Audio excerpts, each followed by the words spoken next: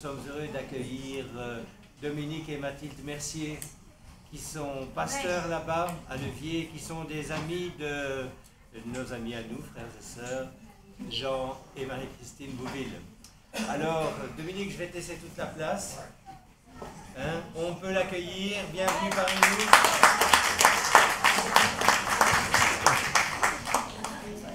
Je ramène mon matériel. Tu amènes ton matériel.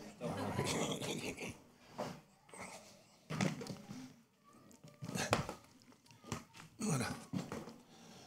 Et puis, pendant que je vais mettre en route, je vais vous expliquer qui nous sommes, d'où on vient, qu'est-ce qu'on fait ici, et puis on va quand même partager la parole. Hein.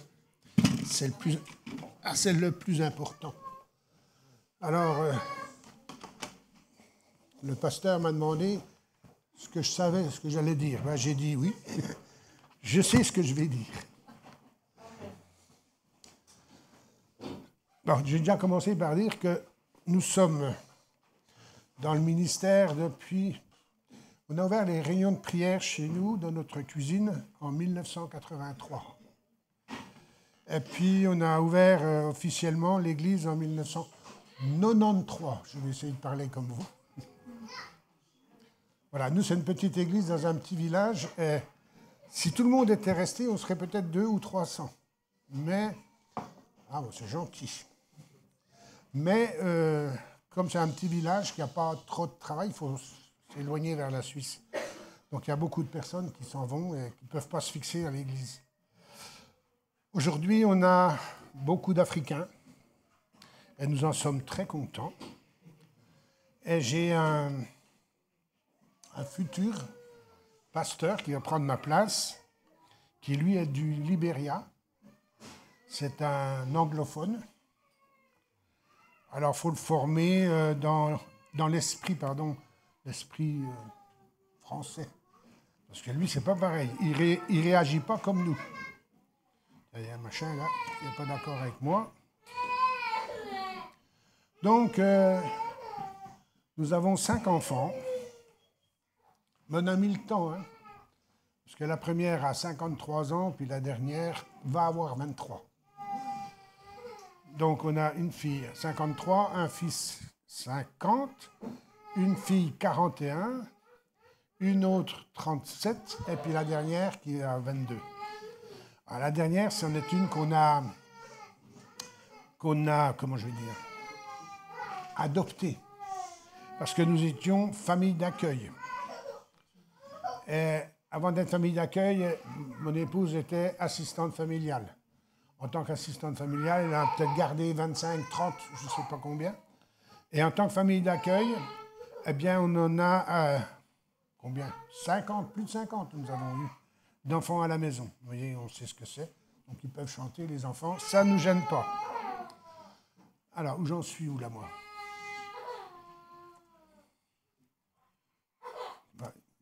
Il n'est pas d'accord, hein, il veut pas travailler pour vous, là.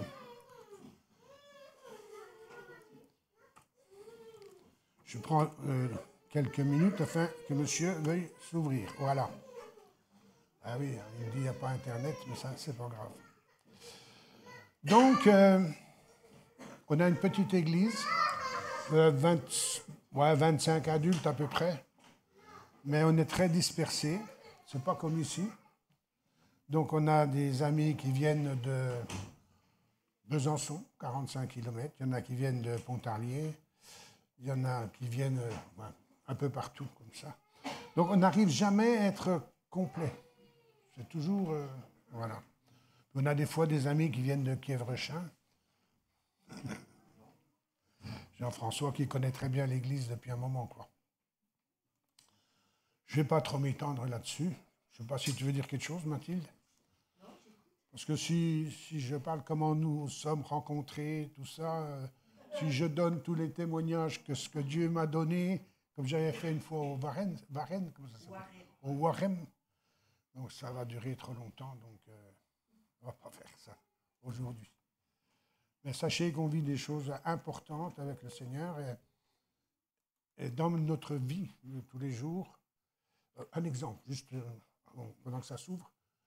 jamais j'achète un habit sans demander au Seigneur. Jamais. Toujours. Quand j'arrive en ville, jamais je m'arrête pour me parquer sans demander au Seigneur. Pour ça, je vous encourage à le faire pour toutes les choses que nous devons vivre chaque jour. J'en parlerai peut-être, je ne me rappelle plus, mais enfin, on verra bien. Bon, on va commencer, si vous voulez bien. On va lire dans 2 Corinthiens 6.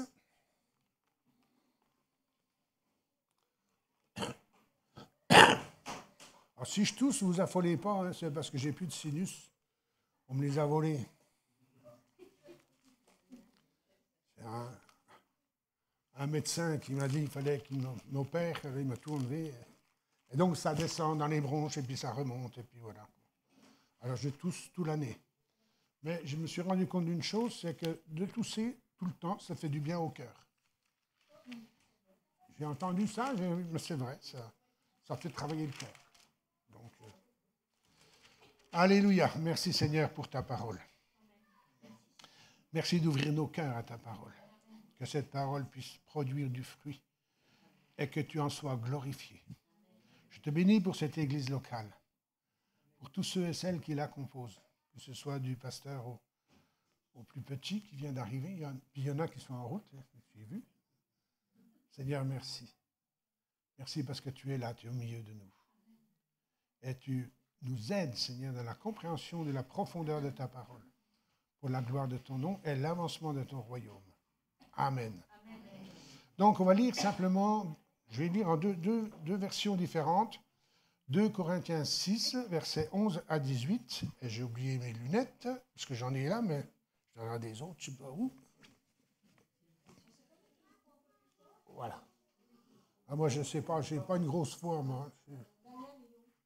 Je suis désolé.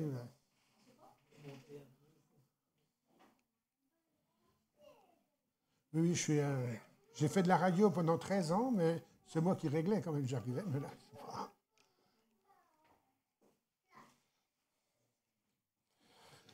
2 Corinthiens 6, 11 à 18. Notre bouche s'est ouverte pour vous. Notre cœur s'est montré large. Vous n'êtes pas à l'étroit, au-dedans de nous, mais c'est en vous-même que vous êtes à l'étroit. Je le relis. Mais c'est en vous-même que vous êtes à l'étroit. En contrepartie, je vous parle comme à mes enfants. Montrez-vous large, vous aussi. Ne formez pas avec les incroyants un attelage disparate. Car quelle association y a-t-il entre la justice et l'iniquité, ou quelle communion entre la lumière et les ténèbres? Et quel accord entre Christ et Bélial? Quelle part le croyant a-t-il avec le non-croyant? Quel contrat d'alliance entre le temple de Dieu et les idoles? Car nous sommes le temple du Dieu vivant, comme Dieu l'a dit.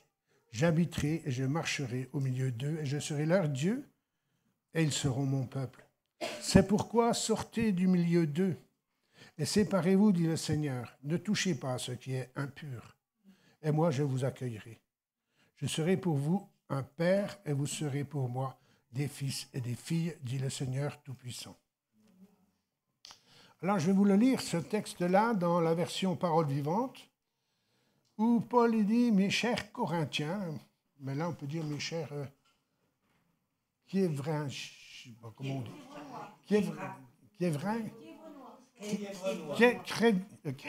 Kiévrenois. Excusez-moi. Je viens vous parler en toute franchise. Mon cœur s'est largement ouvert devant vous. Vous y tenez une grande place. Et si vous vous sentez à l'étroit, ce n'est pas de notre faute. C'est dans votre cœur que le rétrécissement s'est produit.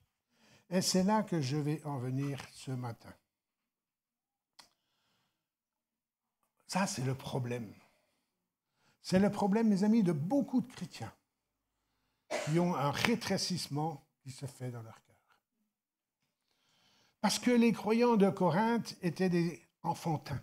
D'abord, Paul il dit, mes enfants, ils étaient enfantins, ils étaient étroits dans leur partie intérieure par rapport ou envers les apôtres. Sachons que tous les enfants sont très étroits quant à leur activité. Ils sont facilement offensés par ceux qui les corrigent. Et en tant que pasteur, depuis tant d'années, je sais de quoi je parle.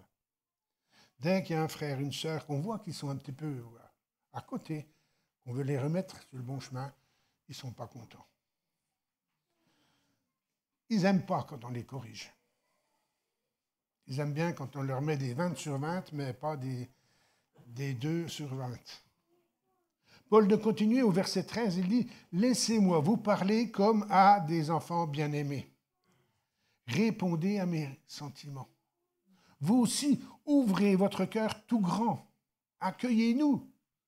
Fermez plutôt votre cœur au monde. » Et le verset 11, par lequel commence notre lecture aujourd'hui, ça se relie par exemple au verset 4 du chapitre 1 de 1 Corinthiens, où l'apôtre exhorte les Corinthiens à dire à n'avoir pas reçu la grâce de Dieu en vain.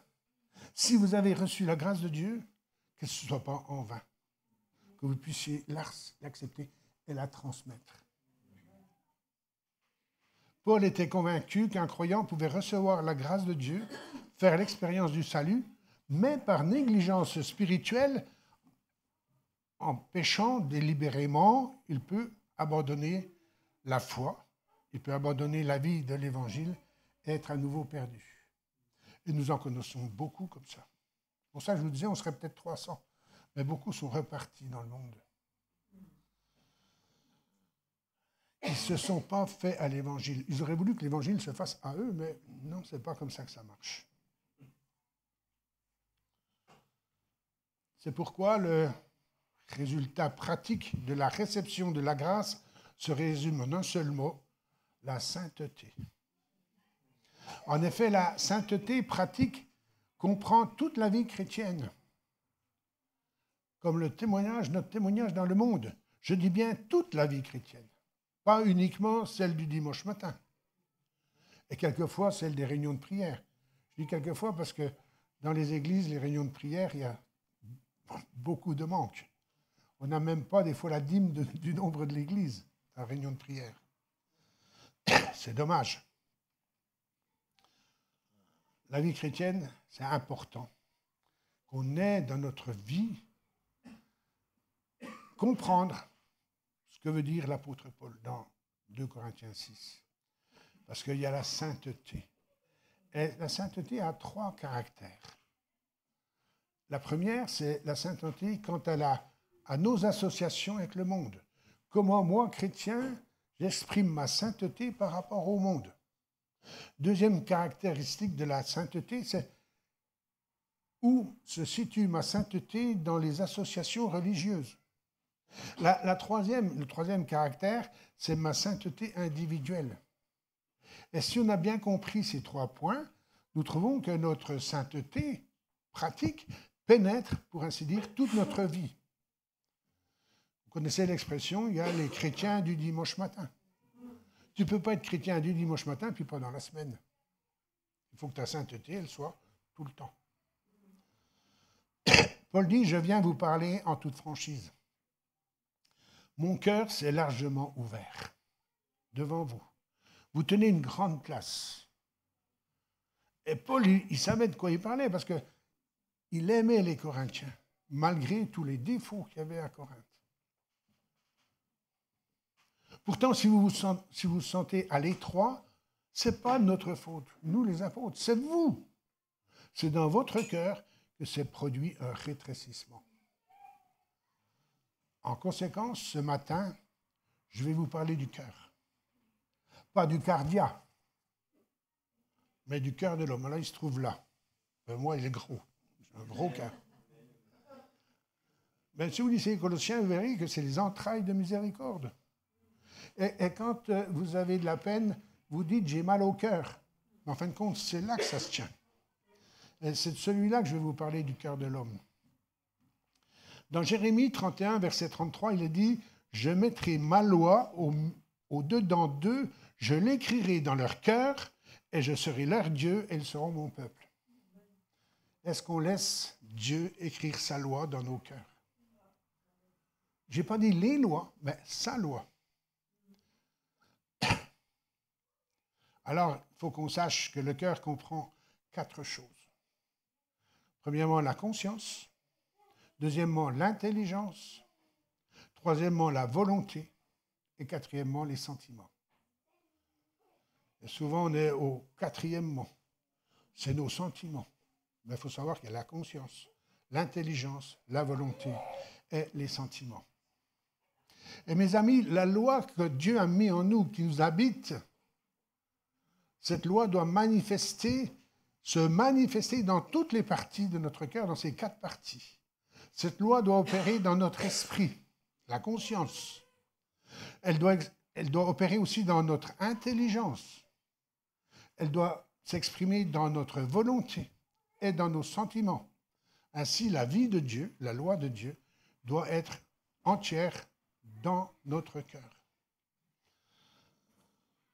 Ouais, c'est pas évident. Vous savez, on dit un chrétien, c'est spirituel. On dit que l'esprit, c'est la composante supérieure de l'homme. Et ça représente l'homme. Mais non, sur la terre, ce n'est pas notre esprit que les gens y voient, c'est notre cœur. Je vous ai dit tout à l'heure, hein, c'est bien d'avoir 50, on a éduqué 50 enfants. Mais on l'a fait par notre cœur. On ne l'a pas fait par notre esprit. On pourrait dire que le cœur, c'est le vrai je. Je, moi, je. Ça, c'est le cœur. Et c'est la chose la plus importante de notre vie quotidienne. Le cœur se situe, il est entre l'esprit et l'âme. Il est entre les deux. Et en effet, tout ce qui rentre dans l'esprit doit d'abord passer par le cœur.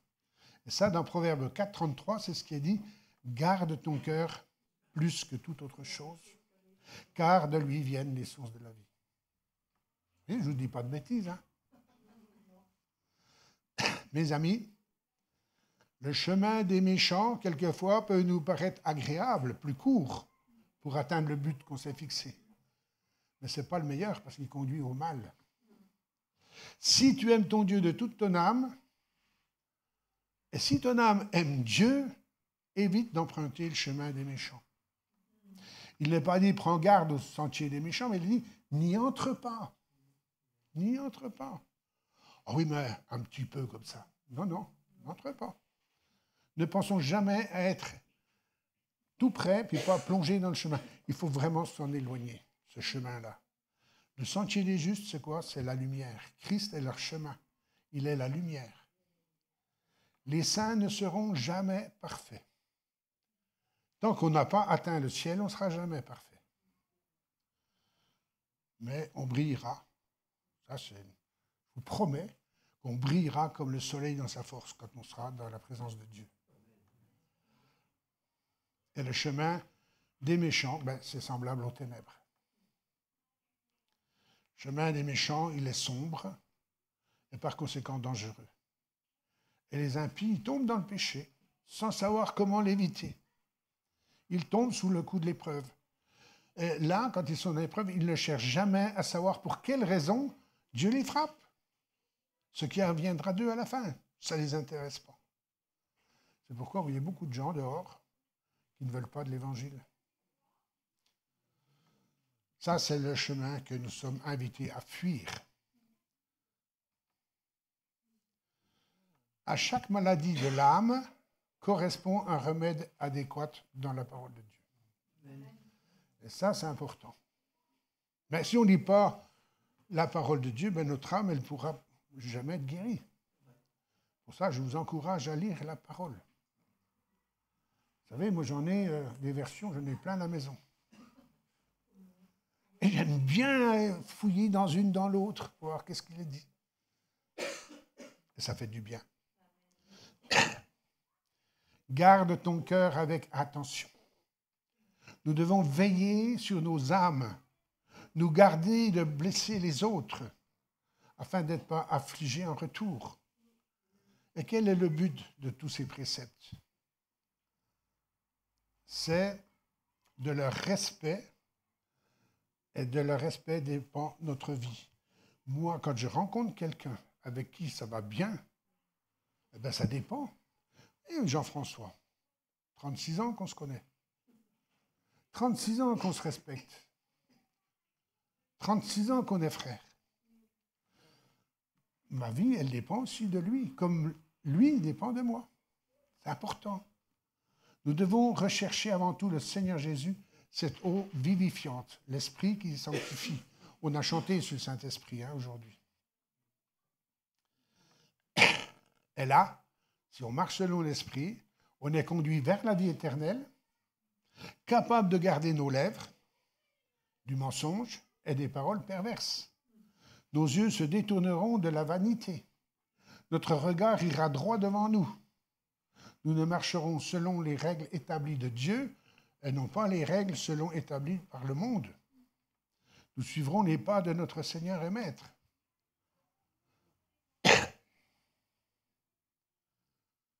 Il en va de même pour tout ce qui procède de l'esprit. Nous voyons que le cœur, c'est le passage obligé pour la vie de Dieu. Il passe par notre cœur. Alors Paul, il dit, élargis ton cœur. Tous les fruits de l'homme, quand il manifeste à l'extérieur, ça vient du cœur. Et si mon cœur, il est encombré, si le canal par lequel doit se manifester la vie de Dieu est un passage fermé, je ne peux plus manifester les choses de Dieu.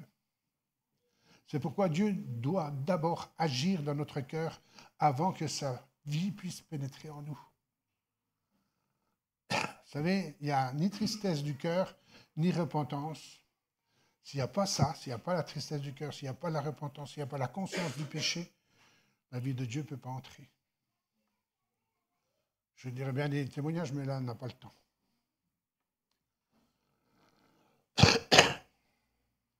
Mes amis, ceci est la plus grande importance pour une âme, qu'elle vienne au Seigneur, car si le cœur est sec, s'il est mort, s'il est sans affect, rien ne peut se passer. C'est un cœur de pierre. Et on peut regarder Ézéchiel 11, verset 19. C'est des textes que vous connaissez.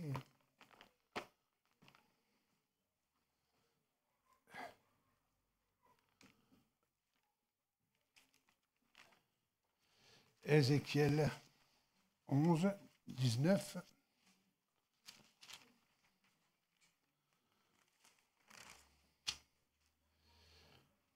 Je leur donnerai un même cœur, et je mettrai en vous un esprit nouveau.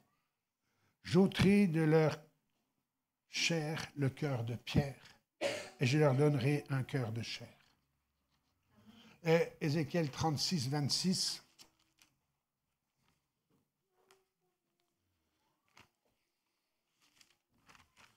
Ézéchiel 36, 26. Je vous donnerai un cœur nouveau, et je mettrai en vous un esprit nouveau. J'ôterai de votre chair le cœur de pierre, et je vous donnerai un cœur de chair. C'est important. Il faut que Dieu touche notre cœur, qu'il nous fasse ressentir la douleur du péché, et qu'il nous fasse goûter la douceur de son amour, pour apprécier comment Christ est précieux. J'ai entendu les prières, c'est vrai, Christ a donné sa vie à la croix. Il faut que ça nous touche et nous amène à la repentance. La souffrance du cœur est donc une affaire de conscience, tandis que la repentance est un changement de l'intelligence. Si mon cœur n'est pas touché, ma conscience n'est pas touchée, je ne peux pas entrer dans la repentance. Lorsque notre cœur est à ce point touché, il se passe quelque chose. Il y a la partie de la volonté qui décide que je dois changer. Et ainsi, mon cœur croît. C'est ainsi que la vie de Dieu vient en nous comme une semence. C'est 1 Pierre 1, verset 23. Je ne vais pas lire trop de passages.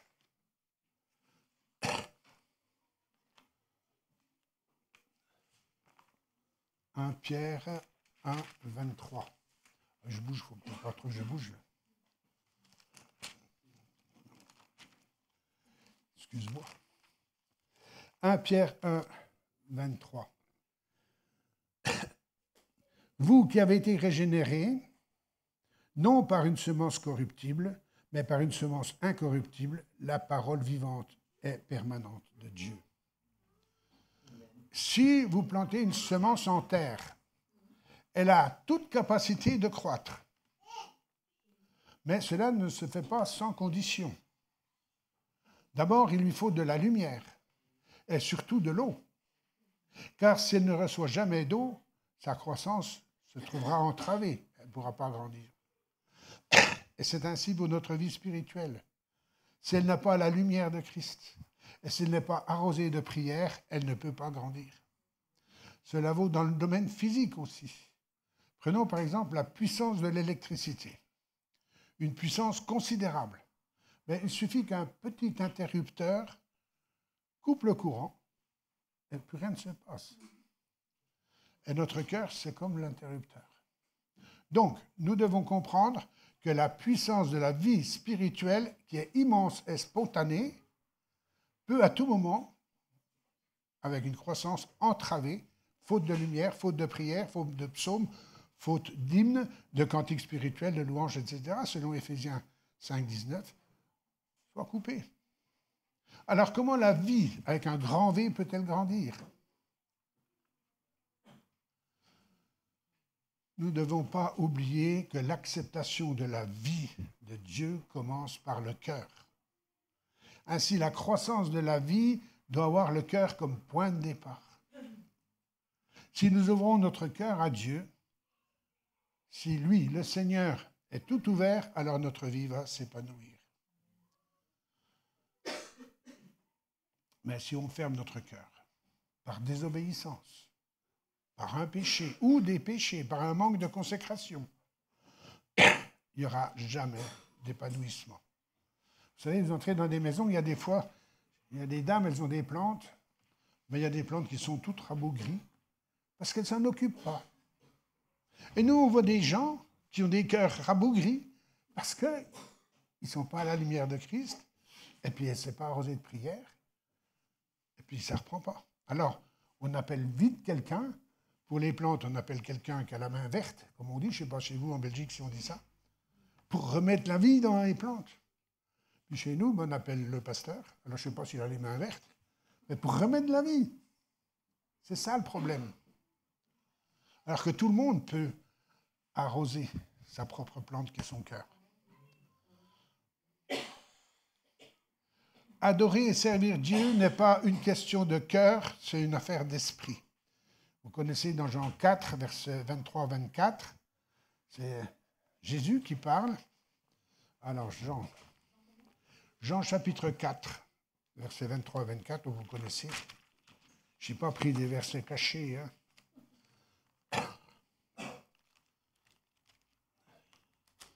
Jean 4, versets 23 et 24.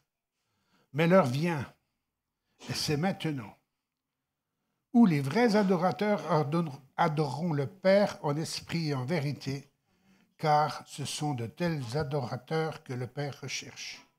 Dieu est esprit, et il faut que ceux qui l'adorent en esprit et en vérité.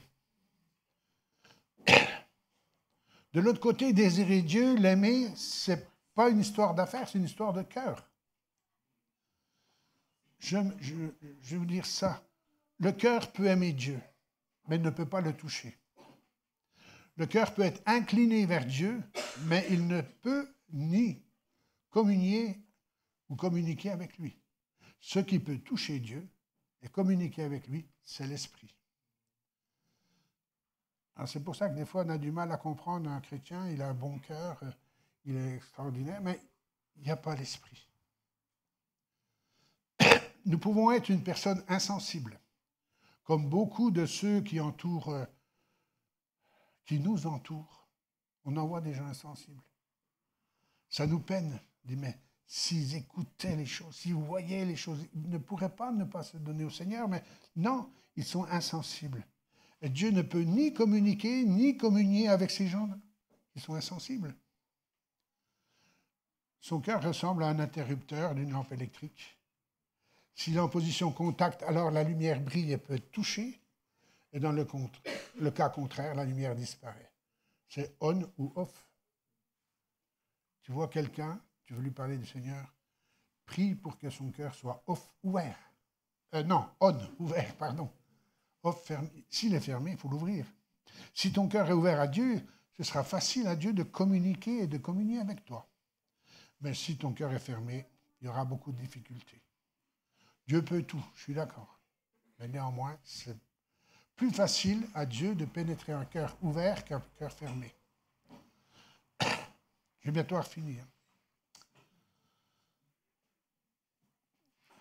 Pour que cette vie que Dieu nous donne puisse couler dans notre conscience, qu'elle puisse couler dans notre intelligence, qu'elle puisse couler dans notre volonté, qu'elle puisse couler dans nos sentiments, ça dépend de notre cœur. Il est le commutateur de notre vie, l'interrupteur.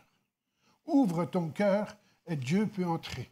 Dieu peut entrer dans ta conscience, dans ton intelligence, dans ta volonté, dans tes sentiments. Si tu fermes, ça ne peut pas aller. Si notre cœur est ouvert à la vie de Dieu, il pourra atteindre toutes les parties intérieures de notre être. Mais hélas, dans la situation inverse, sa vie ne pourra pas pénétrer en nous. Notre cœur peut faire obstacle à la manifestation de la vie.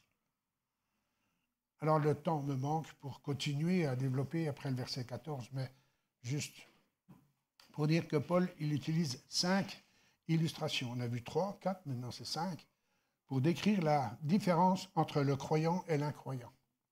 Et on voit qu'il dit, Paul, qu'il ne faut pas d'association, pas de partage entre la justice et l'iniquité. Il dit aussi, la deuxième, c'est pas de communion entre la lumière et les ténèbres. Elle dit en 3, pas d'entente, pas d'harmonie entre Christ et Bélial. Et il dit, quatrièmement, pas de part, pas de participation entre un croyant et un incroyant. Ah, ça, c'est plus compliqué. Quand tu étais dans le monde, tu avais des très bons amis, incroyants. Et tu veux continuer. Ils ne sont pas réceptifs. Comment il faut faire? Moi, j'ai un ami, il y a 54 ans que nous sommes amis. Il n'est pas encore réceptif. Mais il y a une arme que nous avons tous, ça s'appelle la prière. Il apporte le couple. Et l'avant-dernière fois, parce qu'on les a vus il n'y a pas longtemps, ils sont loin de chez nous, hein, ils sont à Cannes. Eh bien, son épouse, elle a beaucoup parlé avec mon épouse des choses de Dieu, alors qu'ils étaient complètement fermés. Lui, lui, c'est une tête de comptoir, alors on va pas comme ça. Mais je crois que ça vient, parce qu'on essaye d'arroser, de planter la parole, l'arroser par la prière. Mais je ne rentrerai jamais dans ce que lui veut. Il faut que ce soit lui qui rentre dans mon domaine spirituel, mais moi, je n'irai pas dans le sien. Pas de participation entre un croyant et un incroyant. Pas d'accord, pas de consentement entre le temple de Dieu et les idoles.